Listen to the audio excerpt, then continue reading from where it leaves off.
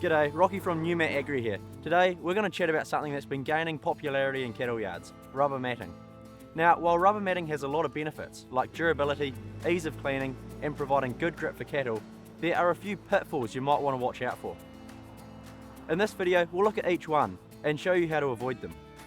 First off, let's talk about cleaning. Some rubber mats can be a real pain to clean, especially those made from woven car tyres.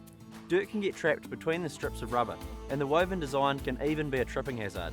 On the flip side, there are mats like the YoungStar mats that are non-porous and super easy to clean, whether you're hosing them down, using a blower, or just sweeping.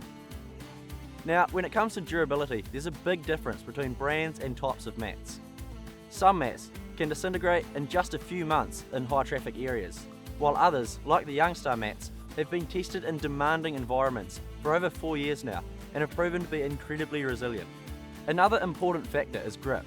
A good rubber mat should prevent animals from slipping, especially when it's wet. Some rubber materials can become slippery.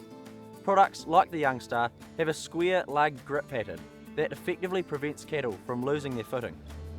Lastly, let's talk about installation, where choosing the right kind of mat is crucial. Some mats, especially those large, bulky or irregular in shape, like the woven tyre mats, can be a real headache to install. These mats can be challenging to fit properly in the yard and might require more effort to get them in place. Instead, you'd want to opt for rectangular mats that fit together seamlessly. These are not only easier to manipulate during installation, but also ensure a snug fit, reducing any potential tripping hazards. When you're picking out rubber mats, think about the installation process and save yourself some trouble by going for those that are user-friendly in design. So there you have it. Rubber matting can be a great addition to your cattle yard, but it's important to do your homework and choose the right product.